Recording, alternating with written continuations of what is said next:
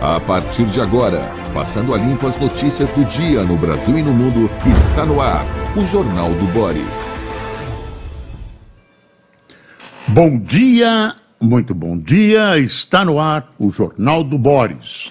O Jornal do Boris é um sobrevoo pelos principais acontecimentos do Brasil e do mundo a partir das primeiras páginas dos jornais.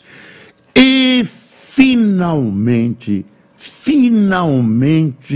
os brasileiros que tanto aguardavam na faixa de Gaza embarcaram, mas desta vez embarcaram mesmo no avião da FAB que os esperava em direção ao Brasil.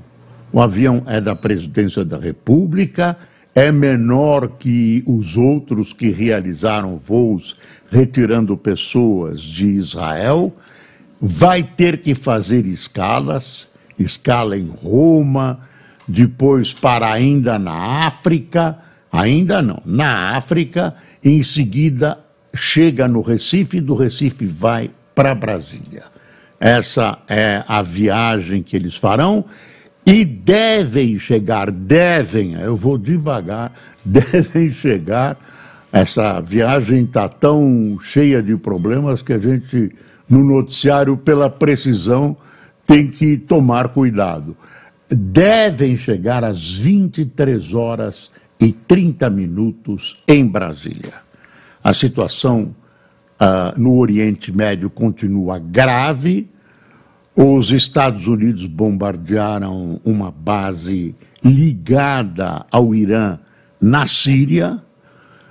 Os bombardeios continuam inclementes por parte de Israel e houve uma intensificação dos bombardeios no norte de Israel, sul do Líbano, entre as tropas de Israel e o grupo terrorista Hezbollah. O Hezbollah é um grupo muito maior que o Hamas, estruturado e também manipulado pelo Irã.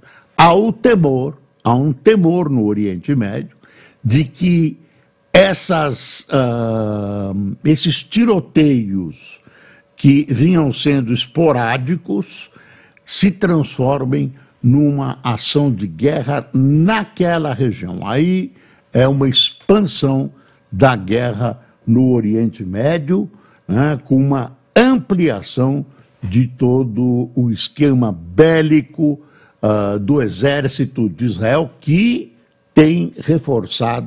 reforçou aquela área, temendo que haja um recrudescimento da guerra por parte do Hezbollah. O Hezbollah, eu repito, também, como o Hamas, atende aos interesses do Irã. Aliás, internacionalmente, é bom a gente notar, esse ato de terror do Hamas, invadindo e matando os israelenses, civis, especialmente civis, acabou permitindo uma vitória ao Irã, interessou ao Irã, porque as negociações com a Arábia Saudita, que disputa a liderança da região, que quer ser o líder da influência na região. Isso é uma competição entre Irã e Arábia Saudita. Esta Arábia Saudita suspendeu as negociações de um estreitamento, de uma aproximação das relações com Israel. Já vinha baixando a bola, havia já viagens mútuas de ministros entre um e outro país, pelo que se sabe, e preparavam-se para reatarem relações diplomáticas, e este problema, não se sabe até que ponto o Irã urdiu, mas há quem desconfie que o Irã urdiu um momento da invasão do Hamas para empanar essa situação, que é muito importante para o Irã, que transforma, que dá defesa à Arábia Saudita embora Irã e Arábia Saudita ambos tenham reatado relações e aparentemente mantenham um clima cordial, mas na verdade eles continuam disputando a hegemonia na região. Os brasileiros são 32, eram 34, um casal desistiu, quis ficar, o Itamaraty diz que é por razões próprias, continuam as acusações de que, tudo sem comprovação, de que Israel retalhou o governo Lula segurando os brasileiros na área, perto da fronteira, né, na área da fronteira, na área de Gaza, né, seguraram na área de Gaza, e quis falar na fronteira de Rafah. Eles ficaram um pouco tempo em Rafah, seguraram de propósito. Mas aí o próprio ministro de Relações Exteriores do Brasil diz o seguinte: não, por exemplo, a Indonésia, que nem mantém relações com Israel, os seus súditos foram liberados na primeira leva. Então, fica essa dúvida. Agora, a situação do embaixador de Israel no Brasil, aí é uma situação aqueceu. Ele participou de uma reunião junto com o Bolsonaro. Vocês conhecem a relação do Bolsonaro com o Lula, e o Bolsonaro ainda tentou faturar. Começou a minha rinite. E o Bolsonaro tenta faturar, dizendo que foi ele que conseguiu a liberação dos brasileiros, o que irrita profundamente o governo Lula, porque existe uma corrida para que o episódio seja faturado politicamente, de maneira especial pelo governo Lula. Ele seria uma espécie de grande libertador. Tudo indica que ele vai esperar os refugiados no aeroporto em Brasília. Antes disseram que ele ia para o Recife, agora que ele vai recebê-los em Brasília. Enfim, vão transformar isso numa grande festa, mostrando que o Lula é o grande libertador, blá, blá, blá. Realmente, a retirada dos brasileiros da região de Gaza, enfim, e de Israel, foi algo muito bem organizado pelo governo, leia-se Força Aérea Brasileira. Esses brasileiros que chegam esta noite terão abrigo, terão abrigo de 2 dias em Brasília, vão ter abrigo de mais tempo quem quiser ficar em Brasília, muitos irão para São Paulo, talvez sejam abrigados por palestinos, enfim, tem toda uma história. Agora,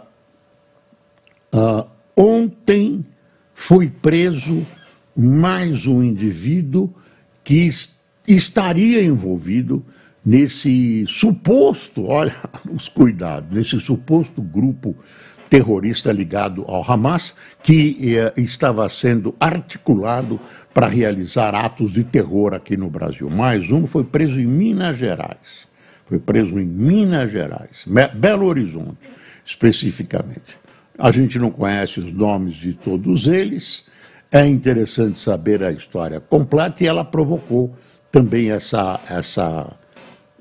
esse mal-estar entre o embaixador de Israel, que se excedeu. O embaixador se excedeu, né? Um pouco que saltou dos limites, né, da sua competência diplomática, acabou irritando o governo Lula, e no governo dizem que ele não terá mais condições de ficar no país. Vamos ver. Bom, em qualquer momento a gente volta a esse assunto.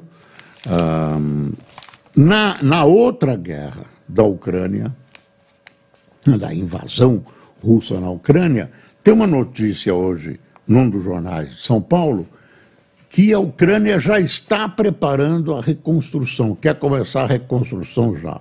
Eu acho estranho começar qualquer reconstrução no momento que a Ucrânia está sendo bombardeada, continua sendo bombardeada. A guerra lá não tem fim, não tem conversa por enquanto, não tem discussão, até porque o Zelensky não pode sentar e fazer o acordo em que ele ceda território. Isso vai ser difícil. Sobre a situação humanitária, realmente Gaza está sofrendo com os bombardeios, Israel está abrindo possibilidades de ajuda humanitária, 4 horas por dia, etc, etc. Tem hospitais importantes que já estão sem quaisquer insumos, falta oxigênio, etc.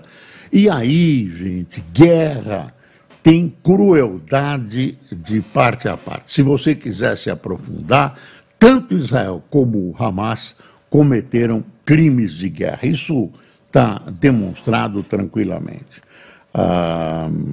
Enfim, Israel continua bombardeando e a finalidade é pôr um ponto final no Hamas, em suas atividades, deixar o Hamas inoperante. Mas desse jeito ele vai deixar a faixa de Gaza inteiramente inoperante em face dos ataques aéreos e por terra que Israel está realizando. Guerra, agora, essa conversa, vamos suspender, fazer uma trégua por razões humanitárias, dentro do quadro da guerra, e aí tem toda a crueldade embutida, se Israel faz isso, permite isso os Estados Unidos, o Blinken, o ministro de Relações Exteriores, o secretário de Estado, já disse, né, Anthony Blinken, que se isso for feito, na verdade, o Hamas vai se rearmar, vai se reorganizar.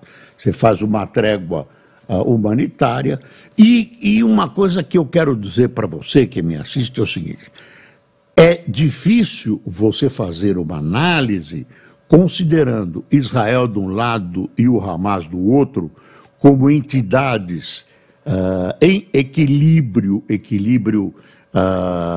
de caráter ético, moral, etc. O Hamas é uma entidade terrorista, embora o Brasil e a ONU não considerem, basta ver o que eles fizeram, terrorista, cujo objetivo não é libertar a Palestina, etc., etc., é destruir o Estado de Israel, declaradamente em seu estatuto.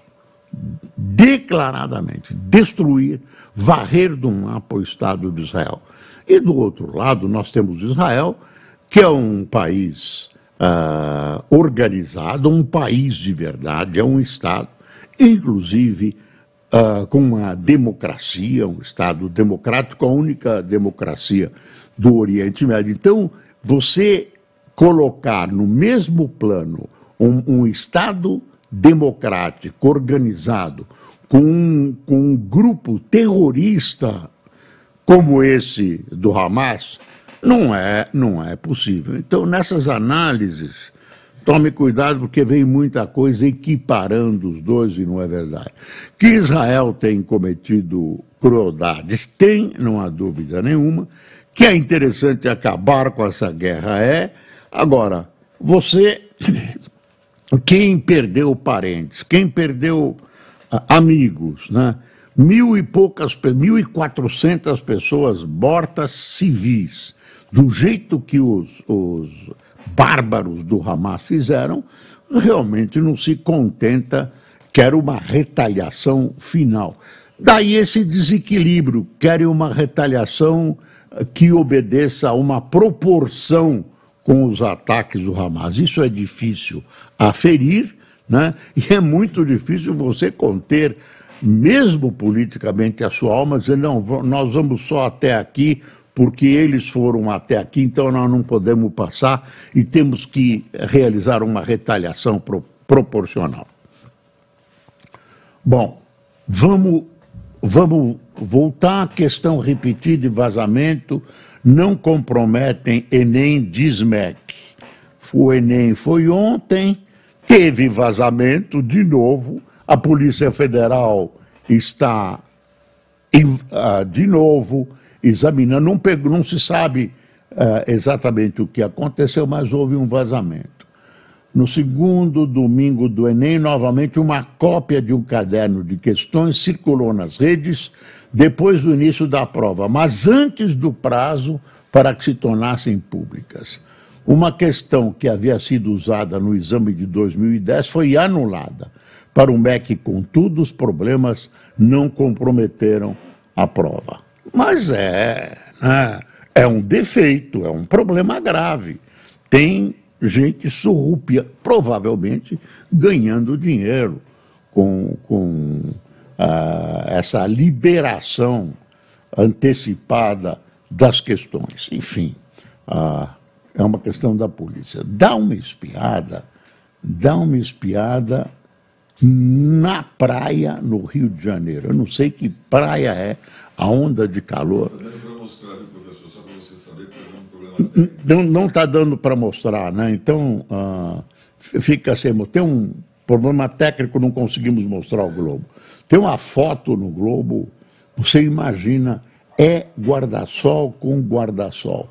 E depois embaixo tem uma foto fantástica que parece um comício das diretas, né, no Anhangabaú, mas é no Rio de Janeiro, no centro, comemorando o título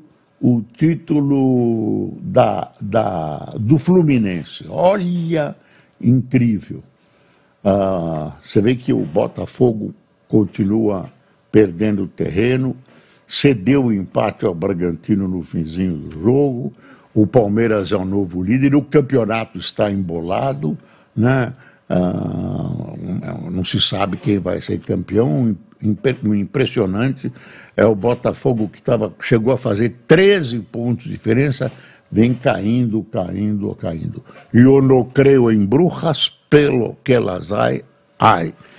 E outra coisa é a seguinte, teve ontem à noite o debate entre Milei, né, e o seu adversário, o governista, deixa eu ver se está aqui, o debate presidencial na Argentina. Não, nem está na primeira página aqui. Foi transmitido pela televisão argentina, falaram muito do Brasil, deixa eu ver, não está aqui na primeira página, mas foi importante, um debate que é do nosso vizinho, talvez o nosso vizinho mais importante, deixa eu ver aqui, não estou vendo o debate, mas é o deixa eu ver aqui, eu não ia recortar isso, mas o debate envolveu discussões em relação ao Brasil, enfim, a minha visão dessa eleição argentina, olha aqui, ó, relação com o Brasil vira tema em debate entre Milei e Massa. Candidatos batem boca sobre o futuro dos laços com o país. Milei cita marqueteiros que trabalham para o PT na campanha, que trabalharam para o PT na campanha de Massa. O Lula está apoiando o Massa. É visível, tem gente do PT ajudando Massa. As pesquisas indicam um empate, as pesquisas argentinas não são das mais confiáveis, né? E tem uma coisa importante que é bom a gente notar. Debate na eleição argentina é obrigatório. obrigatório. Debate é obrigatório por lei. O formato, como fazer o debate, é outro departamento, mas o debate está na lei eleitoral, na lei argentina, e ele tem que ser feito. O candidato não pode dizer, eu não vou no debate porque blá, blá, blá, como acontece aqui. O debate foi na faculdade de Direito, né, todo formal, aparentemente bem organizado. Agora, fica a sugestão para uma futura modificação na lei eleitoral que os debates, talvez nem todos, sejam de caráter obrigatório nas eleições. Sejam de caráter obrigatório. A população não pode ficar sujeita à propaganda do horário gratuito, né? Ou a propaganda que deriva do horário gratuito e fica permeando a programação. Isso é monólogo, marquetaria, enfim. É preciso, na minha opinião, estabelecer também, é sugestão, debate de caráter obrigatório dentro da lei eleitoral. Você sabia dessa história da Argentina? Eu fiquei sabendo ontem, na hora que o debate abriu, e que o locutor anunciou que ele estava sendo feito em cumprimento à lei número tal. Deixa eu ver aqui a primeira página do Estadão de ontem. O Estadão de ontem publicou uma manchete de domingo verdadeira, comprovada, mais estranha. Dá uma espiada, ó. Na elite da aeroespacial, Índia ainda sofre com a falta de banheiros. Eu não sei se é uma boa manchete para domingo. É o que o Estadão quis mostrar. Parte da população, 1 bilhão, a população da Índia é de 1 bilhão e 400 milhões de habitantes, dizem que já superou a Índia, oficialmente superou a Índia, não, superou a China.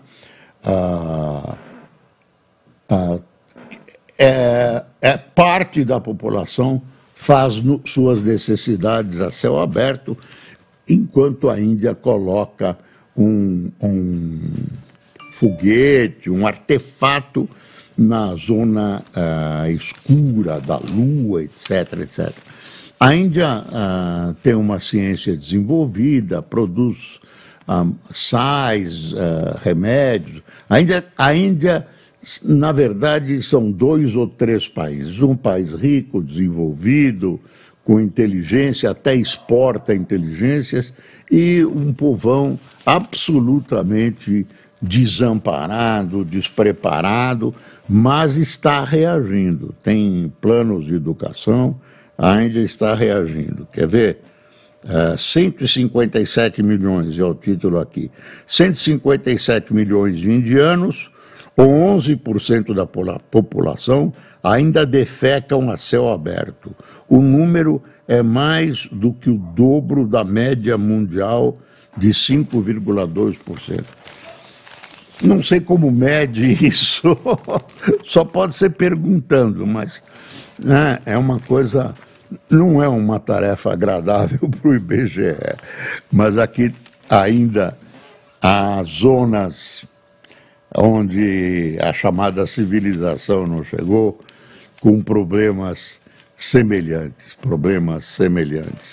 Me lembro que o Edmar Baixa criou um nome, né, que o Brasil é a Belíndia, uma parte Bélgica e outra parte Índia, que é a mistura da civilização, de uma elite preparada, de uma elite culta e com acesso à educação, com uma população relegada a um plano secundário. O Brasil também tem, não é? Não dá para falar que é só a Índia. Os níveis talvez sejam diferentes, mas deve ter gente aqui defecando ao ar livre também.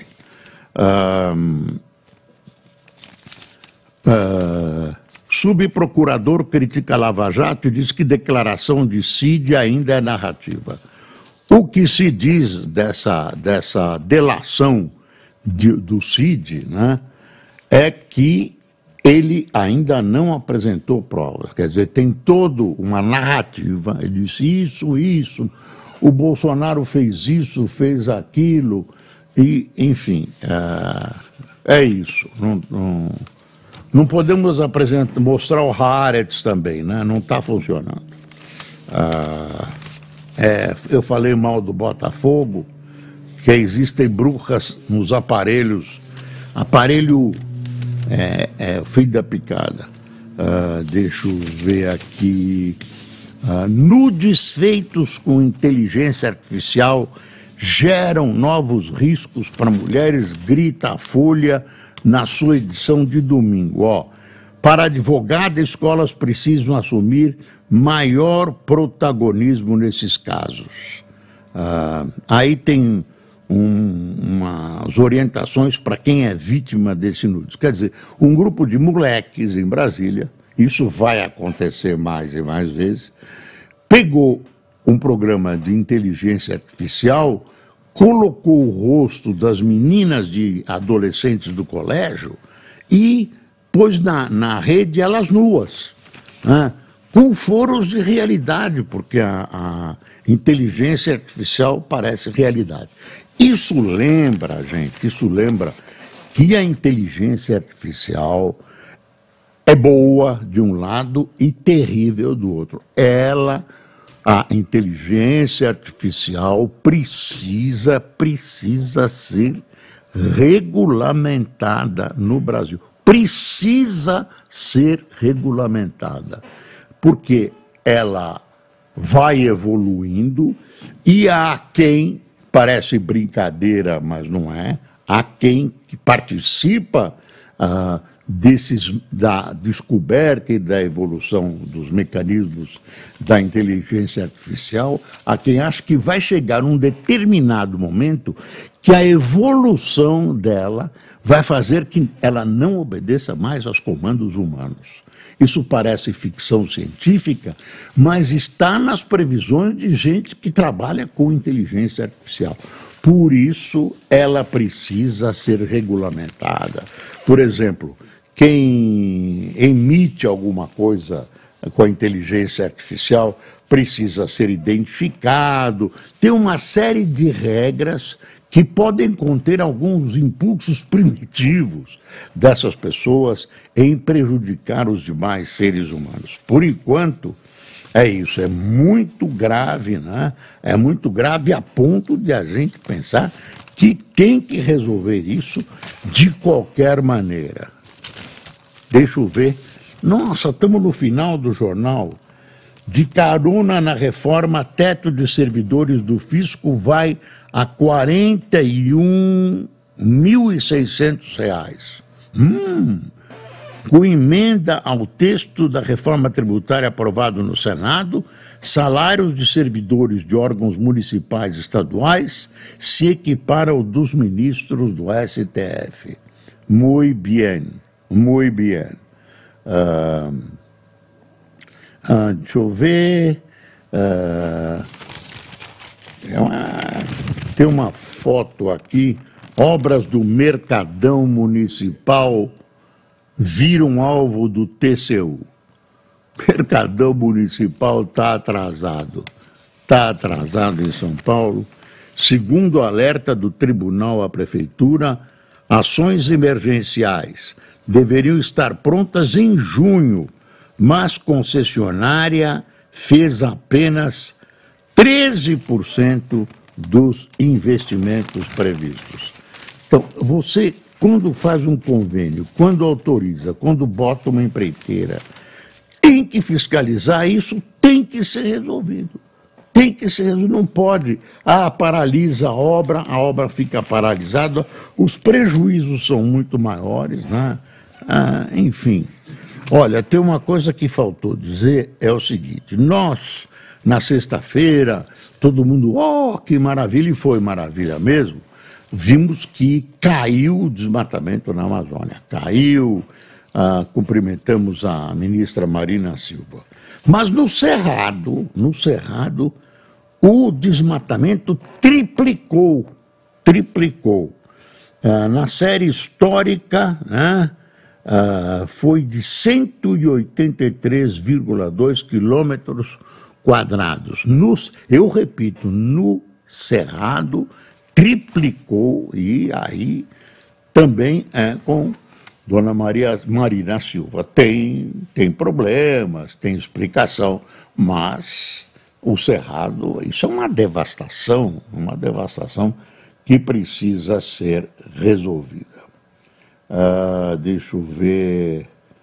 Olha, o Demétrio Magnoli, eu estou vendo que está no Globo, assim, nem toda acusação de Israel ao Hamas é propaganda, porque todo mundo agora tem uma onda assim quase a favor do Hamas, ante o que está acontecendo com a população palestina, né? Ante os bombardeios e avanços israelenses, está aparecendo a população palestina vítima, né? Civis, e aí fica uma coisa favorável, né? Devagarzinho, antissemita, contra os judeus, antissemita, né? Se aproveita para se instilar o antissemitismo na população brasileira, aqui no Brasil. A relação entre árabes e judeus é perfeitamente harmônica. E esse pessoal não pode, sob pretexto nenhum, trazer a guerra para o nosso território. Bom, vamos ver quem tomou cafezinho conosco. O Quênio, o Pedro Erishman, o Silvio Antônio, a Cristina... Ixi, eu não estou conseguindo ler, Cássio. Edultric. Você não lembra. Professor Cassiano, Antônio... Será que é o professor Cassiano que nós conhecemos? Antônio César, João Bertolotti, Valdeise Bezerra, Aparecida Rossi, Walter Leme, Ronaldo Carlos, Rosinaldo Batista, Érico Leal, Andréa Júnior, Roberto Baur, da Índia, está na Índia, você não sabe em que cidade, Max Martins de Campinas, eu ia brincar com ele, nada, não vou fazer essa história de defecar na rua, João Ambrósio, de Londrina, e Igará de Castro, de Belo Horizonte. Segunda-feira é um dia horrível, com esse calor que está aqui, me derrota, né? Eu até apareci de blusa vermelha, não tem nenhuma ilação. O pessoal fica gozando que eu estou de blusa vermelha. Ninguém no mundo tirou patente do vermelho. O vermelho nos pertence a todos nós, ninguém tirou patente. Muito obrigado, até amanhã.